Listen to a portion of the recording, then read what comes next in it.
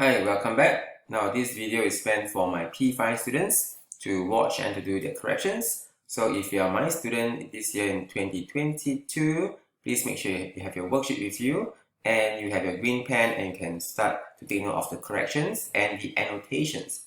Now if you're not my student, well, enjoy the video. I hope this will help you to revise some of the P5 work that you have covered before.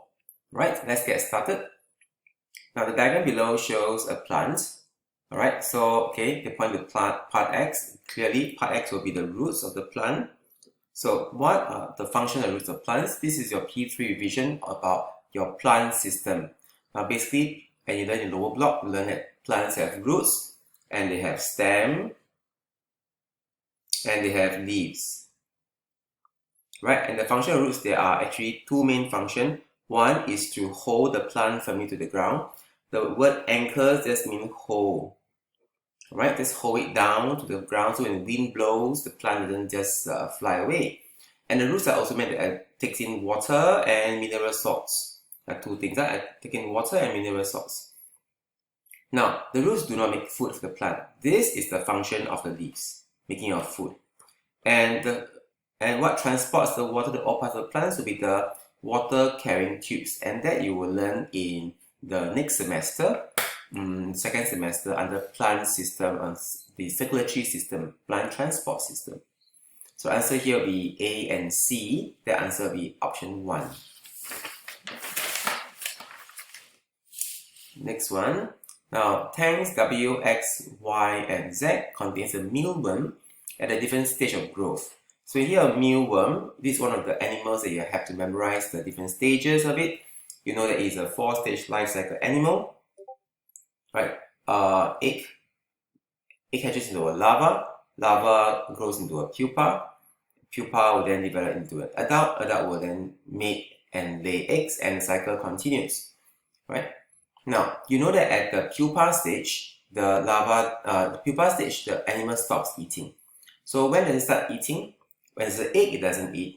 As a larva, it eats a lot to store a lot of food in the body. The pupa, it doesn't eat. And as adult, it will definitely feed and eat. So at first, 20 grams of food is being placed in each tank. There are 4 tanks. So imagine there are 4 tanks. 1, 2, 3, 4. W, X, Y, Z. Everyone has a mealworm. And at first, there were 20 grams of food in each one. 20 grams of food. Now, interestingly, for tank X, by day 5, there are still 20 grams of food left. It started off with 20 grams, it ended up with 20 grams. It tells you that the food wasn't eaten. The animal inside didn't eat the food. So, how could it not eat the food? Well, they ask you which of the tank contains the mealworm in the pupa stage. Well, that definitely will be X, because pupa doesn't eat. And how do you know? From here, you look at the data given, 20 grams at the start, 20 grams at the end. So that's how you look at the numbers and interpret and make sense of the information given to you. Next one, sources of light. Source means something that gives out light, not reflect light. You can see my face because light from the windows, from the sun outside shine to my face, reflect into your eyes. Alright, but you can't, my face is not a source of light. A source of light would be like a torch light is a source of light. So because a torch light can give out light. So for example, this is my phone and it can give out light. That's a source of light here. So stars is like your sun is a star, it's a source of light. Fireflies are at night, alright, it is a source of light. The moon reflects light, the mirror reflects light.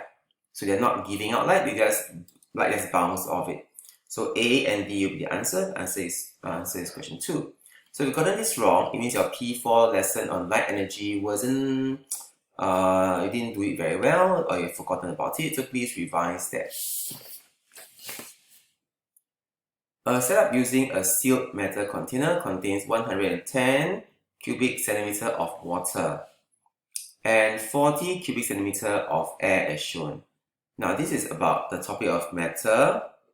And you know that matter has three states, right? It has solid, liquid, and gas.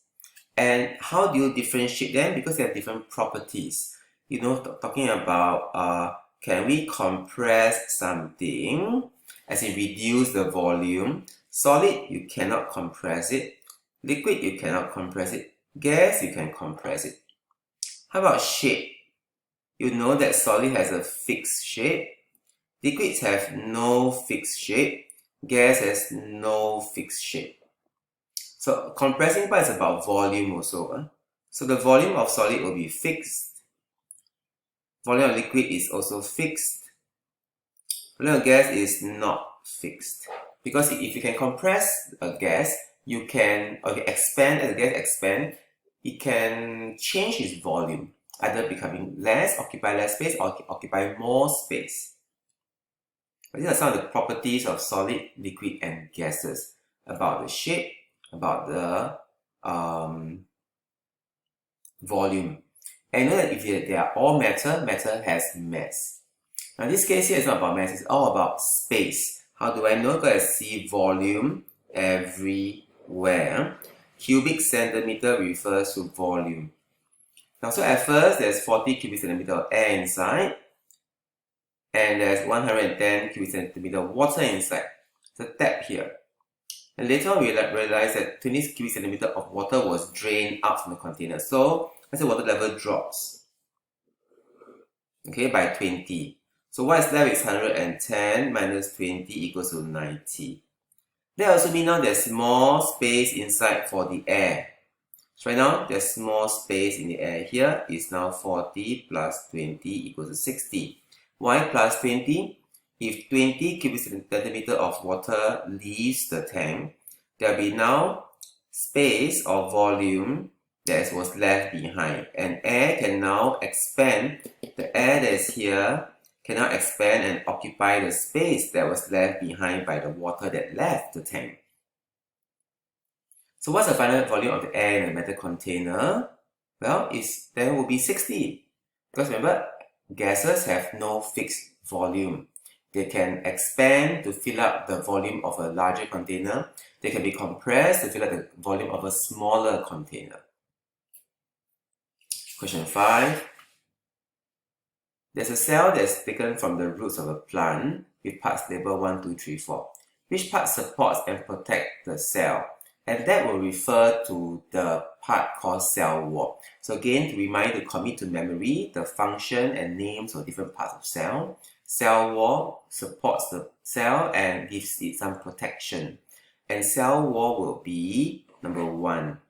Right, notice number 1 is at the outer layer here. This is where the cell wall is. And cell membrane is the inner layer. See, this is the cell membrane. Right, answer is 1. Next one, as I mentioned earlier on, there are a few animals you must memorize. Mealworm is one of them. So in this case here, this is like a beetle. Beetle is in the same family as a mealworm. Alright, so beetle lay eggs. Eggs hatch into larva. This is how you spell it. Larva will then grow and turns into a pupa. Here it does not eat. And pupa undergo metamorphosis and then it becomes an adult. Now I went through this question in class with my students of 2022. Now June wanted to find out how many times organism Z feeds in a day. She placed the food in a tank and she placed a light source and a light sensor near the tank. So the key to solving such question is to understand the setup as to how it works. Alright, so light sensor detects. Light source gives out light. Light sensor detects light. Strangely, light sensor is not facing the light source. So how does it detect light? Remember, light can reflect off object. Here is some food. Light will shine and reflect into different direction, including towards the light sensor. So if the beetle were to walk over and start eating it, the beetle will be on top of the food, right? And they will block the light that reflects up. So every time the light sensor doesn't detect any light, I can then conclude, oh, something must be blocking it. And the only thing that can move inside is the beetle. So the beetle must be blocking the light. Why? Beetle is eating it. So the amount of light detected by the light sensor here, when it goes to 0, right? This is 0, this is like a certain value. Go to 0 means Z went there to eat. First time. Then Z went away. So now the light sensor can detect light because beetle went away. If the beetle goes back again, then A blocks second time, eat third time, eat fourth time, eat fifth time. So how many times did the organism Z feed? 5 times. So how do you explain it? So this is how I explain it for you. When Z eat the food, it stops light from reflecting off the food, so the sensor reads 0 units, or the sensor cannot detect any light. So if I'm a student in this class this year, please pause the video and do the corrections. Alright, this is the last question. Now Wayne took out a box of ice cream from the freezer. He saw mist forming above the box. So explain how the mist was formed. Now, when you see the word mist, mist tells you they are actually tiny water droplets. Because you can see it, it's definitely not water vapor, it is water droplets. So how was the mist formed? Now this is a cold object. Right, it took it out from the freezer, so it's inside a room at room temperature. So what's in the surrounding? Lots of water vapor is in the surrounding. Now the water vapor in the air in the box, alright, in the air around the box, the water vapor in the air around the box lost heat to the box. So this is the first one marked here, right? So what happens when it lost heat to the box? Right, when the water vapor loses heat, it will change state and then it condense into tiny water droplets. Right, second one mark here. Okay, now I will not go through the next question because the next question I think we need to discuss further in class. Right, we will stop here for your corrections for this. So, all the best for your revision, whoever and wherever you are. Take care. Goodbye.